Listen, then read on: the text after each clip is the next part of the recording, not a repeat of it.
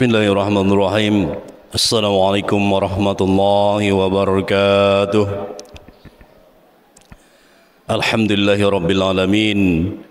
Wassalatu wassalamu ala asrafil anbiya'i wal mursalin wa ala alihi wa sahbihi rasulillahi ajma'in.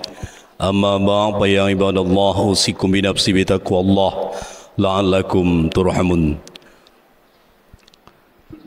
Puji syukur kembali kita aturkan kepada Allah SWT karena sampai saat ini kita masih diberikan kekuatan, kesehatan dan kesempatan sehingga kita dapat hadir di Masjid Raya Al-Istiqomah ini untuk melaksanakan kewajiban kita, yakni salat zuhur secara berjamaah. Selanjutnya salawat dan salam tidak hentinya kita sampaikan kepada arwah junjungan kita Nabi besar Muhammad sallallahu alaihi wasallam yang telah membawa kita dari alam kejahilan kepada alam yang penuh dengan ilmu pengetahuan sebagaimana yang kita rasakan hari ini. Mudah-mudahan di hari yaumil akhir nanti kita semua yang hadir pada siang hari ini menjadi ahli penerima syafaat baginda Rasulullah sallallahu alaihi wasallam. Amin ya rabbal alamin. Allahumma salli ala sayyidina Muhammad wa ala ali sayyidina Muhammad. Bapak Ibu para hadirin sekalian, dalam sebuah hadis yang diriwayatkan Imam Bukhari, suatu hari Ibnu Umar ketika dia berjalan maka dipegang pundaknya oleh baginda Rasulullah sallallahu alaihi wasallam, kemudian beliau bersabda, "Kum fid dunya ka'annaka ghabirun aw 'abirus sabil." Bersikaplah engkau di dunia ini seolah-olah engkau adalah orang asing atau engkau adalah seorang musafir. Karena ketika kita menyikapi diri kita bahwa kita adalah seorang musafir, tentu kita akan menyiapkan diri kita, menyiapkan bekal kita untuk kembali ke kampung halaman kita nanti, kampung halaman yang abadi, yakni negeri akhirat. Dunia hanya sementara saja. Maka orang-orang yang menyikapi dirinya sebagai musafir, yang pertama kata baginda Rasulullah sallallahu alaihi wasallam, "Iza amsayta fala tantaziris sabah wa iza asbahta fala tantaziril masa." Apabila dia berada di waktu pagi, maka dia jangan menunda sampai sore hari, dan apabila dia berada di waktu sore, jangan sampai menunda sampai pagi hari.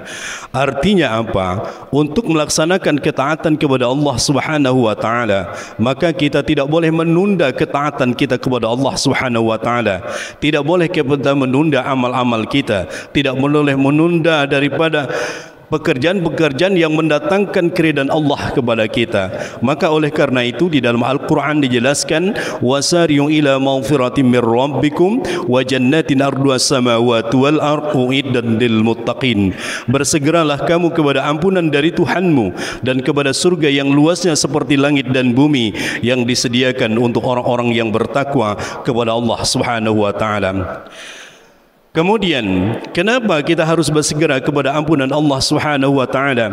Alasan yang pertama adalah walikulli ummatin ajal, fa iza jaa ajaluhum la yastakhiruna sa'atan wa la yastaqdimun.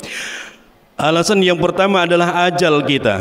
Karena ketika ajal itu nanti datang, tidak bisa dia dimajukan, tidak bisa pula dia dimundurkan. Maka kita hari ini ketika kita berjalan di bumi Allah 40, 50, 60 tahun itu hanya batas perantauan kita di dunia ini.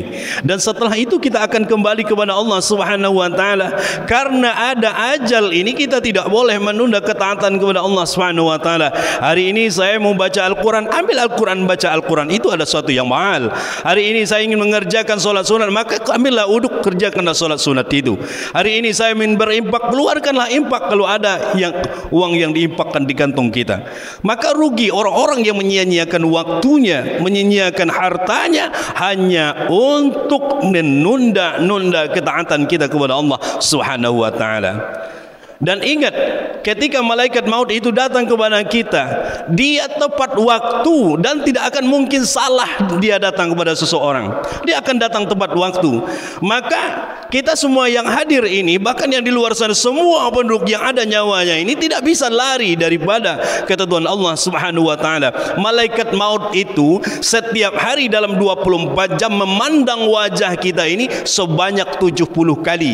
70 kali dipanjang pandang wajah kita, bayangkan bagaimana kita bisa lari dari pantauan malaikat maut tersebut.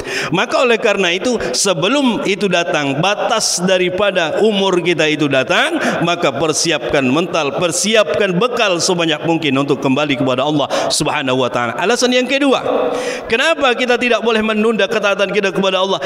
Kita ini punya dosa, ada dosa. Kullu bani Adam at-ta'un, setiap anak cucu Adam pernah melakukan dosa. Siapapun kita pernah melakukan perbuatan dosa. Dosa mata kita, dosa telinga kita, dosa lisan kita. Kita semua pernah melakukan perbuatan dosa. Maka sebaik-baik orang yang berdosa adalah orang yang bertaubat kepada Tuhannya, bertaubat dengan sungguh-sungguh taubat kepada Allah Subhanahu wa taala. Maka di dalam Al-Qur'an dijelaskan, ya ayyuhallazina amanu tubu ila Allahi taubatan nasuha. Wahai orang-orang yang beriman, bertaubatlah kamu kepada Allah dengan taubatan nasuha. Asa rabbukum ayyukaffira ankum sayyiatikum. Mudah-mudahan dengan taubat yang kau kerjakan itu Allah mengampuni dosa-dosamu. Penting sekali dalam hidup kita ini melakukan ketaubatan, taubat kita kepada Allah Subhanahu wa taala, karena kita tidak pernah luput daripada dosa. Kemudian alasan yang kedua, kenapa orang yang menyikapi dirinya sebagai seorang musafir adalah wahus min sihhatika limaradika. Orang menggunakan waktu sehatnya untuk beramal ibadah sebelum datang waktu sakitnya. Amal ibadah, nikmatnya kita beribadah kepada Allah Subhanahu wa taala hanya dalam kondisi sehat. Kalau sudah sakit, tak nikmat lagi beribadah kepada Allah Subhanahu wa taala. Jangankan sakit yang payah, kena flu saja kita sudah susah beribadah kepada Allah Subhanahu wa taala. Kenapa? Konsentrasi kita ketika kita beribadah hanya kepada hidung kita yang kadang mengeluarkan lendir-lendir. Itulah konsentrasi kita ketika kita ibadah kepada Allah Subhanahu wa taala. Maka nikmat sihat ini, nikmat waktu luang ini, maka dikatakan oleh baginda Rasulullah sallallahu alaihi wasallam, kebanyakan manusia itu tertipu dengan apa? Tertipu oleh nikmat sehat dan nikmat waktu luang. Allah berikan kita waktu luang, kenapa kita tidak gunakan untuk beribadah kepada Allah Subhanahu wa taala? Alasan yang ketiga, orang yang menyikapi dirinya sebagai seorang musafir adalah wa min hayatika limautika, menggunakan waktu hidupnya untuk beribadah sebelum datang kematiannya. Ingat, ketika kita masih hidup, walaupun kita terletak dalam keadaan sakit, kita masih bisa berzikir kepada Allah Subhanahu wa taala. Lisan kita masih bisa digerakkan. Oleh karena itu, sadarlah kita mulai saat ini, siapkan diri kita, siapkan bekal kita untuk kembali kepada Allah Subhanahu wa taala. Demikian yang bisa disampaikan, lebih dan kurang mohon maaf. Billahi taufik wal hidayah. Wassalamualaikum warahmatullahi wabarakatuh.